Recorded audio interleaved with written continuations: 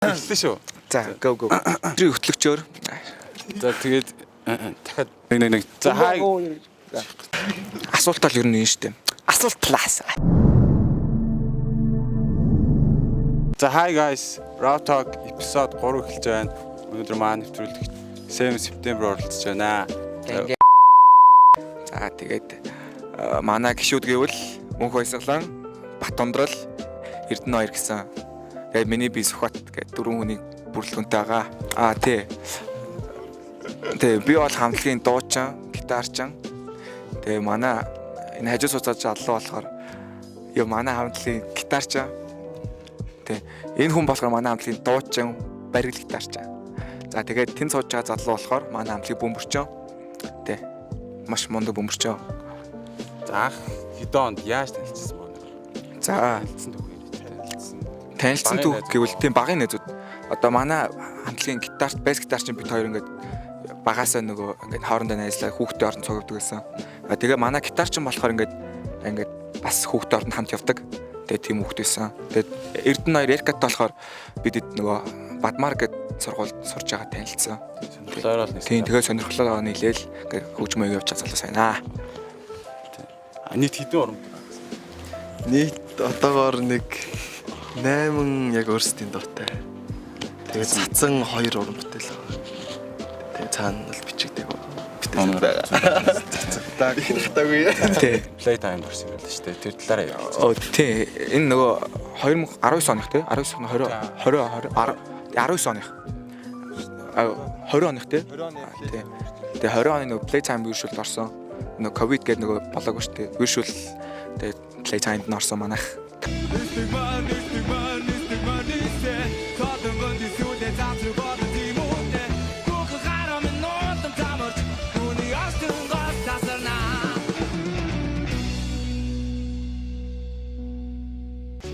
Дуу юм хэрхэн бүтэж байна тэгээд хоорондоо яаж Манай дуу юу?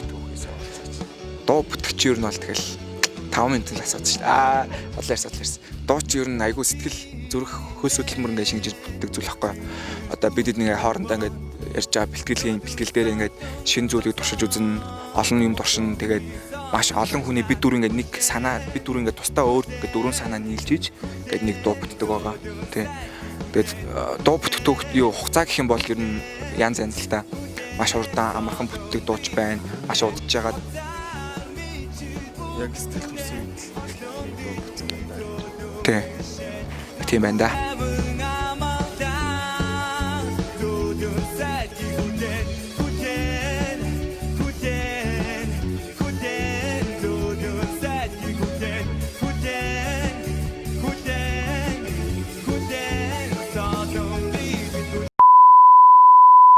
фреш авдаг хүн те заавал уран бүтээлч байхгүй байсан ч болно.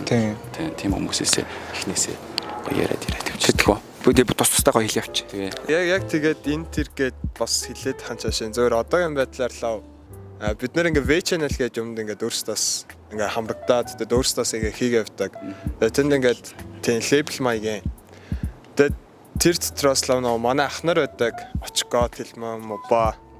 Тэгээд ах нараас л одоогийн байдлаар амар тийм одоо нэг сургамж маягийн тэл яг тийм юмнуудаа аваад тийм зааж өгч шүү дээ. Тийм нөө дутагдaltaа тийм юу айн сурах зүйлс тийм юмнуудаа аваад байна. Яг уран бүтээлч тал дээрээ гэх юм бол ер нь нэлээд л олон хамтлагууд байна да. Яг Монголоос гэх юм бол коллежсийнхнаас бол нэлээд тийм авах дуртай гэх юм уу. Хүн хөдөлсөн байла. Дараагийн хүн би урам зориг ер нь гоё юугаал очгоохаас л авдаг шүү дээ. Тэ ер нь айгүй мундаг хүн ах шиг байж чаддаг, хүнд гоё зөвлөдөг, юмыг амар бодож иж хийдэг. Тэгээд хөгжим хийх амар мундаг, сурах зүйлс ихтэй. Тэ очгоохаас их инспирэшн авдаг. Очгоох харж байна. Тэ очгоох дайртай шүү. Тэ уран бүтээлч юм. Уран бүтээлч юу? Тэгээ манай очгоох ч бас уран бүтээлч байхгүй. Тэгээ очгоохоос авдаг. Гэтэ бас өөр хүмүүс байгаа. Тэгээ гадаадаас гэх юм бол би хөгөөхөг амар сонсох туртай. Тэгээд байгаа байдал тэгээд тоо хөгжмийг тоглож байгаа тэр бүх юм ингээд зүйлсийг амар харж судалж амар авах туртай. Нараасаа болоос аягүй их юм авдаг. За тэгээд гадаад уран бүтээлчээс юм бол Жоржиг аяг гэсэн. Дуртай. Жорж Travis Scott байх штэ. Travis бас амар их бавдаг. Тэ манайх ч одоо ер нь баг trap. Урам авдаг хамтлаг гэвэл Season Yon гэдэг нэг хамтлаг. Тэг яг нөр ингээд характер ч гэсэн ингээд яг байгаа байдал нь зүгээр нөр хөгжим тоглоод яг зүгээр байдаг хүмүүс. За одоохон дууслаа. Тэг ингээд зүгээр хөгжим тоглодог хүмүүс байдаг шүү дээ. Тэг зүгээр ингээд характергүй яг ингээд характер яг ингээд өөрийнх нь урсгал яг нэг бүрийн нэг айгу таалаг. Маа залуучууд ингээд бүгдээрээ нэг зорилготой байгаа л гэдэг тий. Өөрсдийнхөө зорилгыг хэлээд. Тий. Манай хамтлагийн зорилго гэх юм бол ер нь дэлхийн тайз. Тий. Тэгээд бас нэг өөр юм байгаа. Одоо манай Монгол гэлтгөө бас олон улсын тийм байдаг л бах.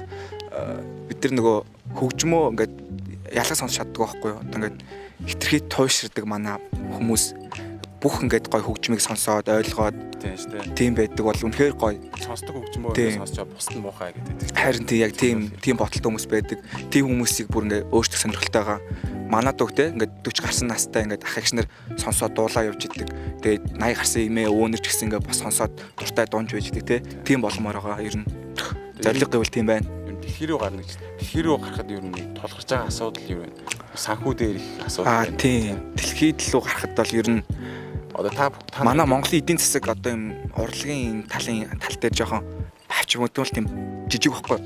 Тийм. Тэгээд бидэд ямар ч эхлээд Аздаа гарч чагаад тэгээд дараа нь бүр ингээд дэлхий рүү орох гэсэн бодолтой. Тийм. Ямар ч эхлээд Аздаа ингээд урлагийнхаа ингээд юг ингээд олчвол дэлхийн тайз дамар энэ үедээ бол хамаагүй гой боломжтой болчихсон. Тий, арай боломжтой байгаа. Сошиал гэдэг зүйл бидэнд амар тус олж байгаа. Тий. Цаашаа дуугаа явуулаад тэгээд тийм байна да. Тэр маа залууч бүгдээр чадах хаа гэж итгэж байна. Баг нас хаана өссөн бэ те? Баг насны сайхан дурсамжуудаас хаваалцаа. Зүгээр дурсамж хөгжмөр биш үү? Хөгжмөдтэй холбоотой байна. Өөр чинь гоё байдаг дурсамж. За би болохоор багада ер нь яг хөгжмийн дурсамж гэвэл яг нэг хүнтэй л өнгөрөөсөн нэг дурсамж байгаа. Манай багш байдаг байхгүй боо гэгээд би надад заасан. Тийм тэр багштай л ер нь аягүй их дурсамжтэйсэн та. Тэр багш их нөлөөлсөн. Тийм их нөлөөлсөн хөгжмийн тал дээр. Тэгээ анх ер нь бол гитар тоглодог гэсэн байхгүй. Анх гитар сурсан. Тэгээ гитар ч болно гэж бодож байгаа. Тэгээд хажуунаас зэрэг бөмбөр сурж байгаа. Тэгээ бөмбөр рүү ороод тэгэл одоо минь ч уурсгаж өгнө. За нэг удаа тэрэлж ирэх. За баг нас бол яг хүүхдийн ордноор л амар төсөөлөгддөг юм бодог цааш хүүхдээ. Тийм яг тийм сүхэлтэй яг анх битээр яг нэгдүгээр ангиас хойш одоо баг найзалж байгаа гэх юм уу. Одоо ч нэг 3 дахь курс. Тэгээд яаралж л найзалсан. Тэгээд тэнд л ер нь дуулж сурсан. Тэгэл тоглолт тэгэл ер нь гой хүүхд насны дээр хүүхдийн ордонд л аяг. За миний бага насны дурсамж гэвэл бас л нэг урлагтай холбоотой. Тэгээд намааг ингээд ер нь урлагт амар дуртай болгосон гэвэл манай ихч. Тэгээд намааг ингээд 4 настай байхад ингээд дагуулж яваад ингээд сургуулийнхаа ингээд ингээд дуугч юм багшд ингээд шалгуулад намааг ингээд тэмцээнд оруулах гээд тэгэл ингээд дуулсан чи амар намайг хөөрхөн дуулж ингээд манай багш тэгэл цаашаа ингээд байн ингээд тэмцээн оролдонд ороод дуулаад тэгэл зөндөө олон шагнал аваад тэр манай ихч айгуу тийм манай ихч юу намайг урлагын болгосон гэж би дотроо ингээд бодоод ингээд баярлж явдаг ихчтэй хайртай хэмжлэгчтэй миний хин сурах гэдэг догдолд нэг юм хурмурхтай нэг хүүхд биш байдаг шүү дээ клипний нэ чин гол дөрөхийн зал шүү дээ дуулаад байгаа дуулгаж би клипэнд тоглосон ч би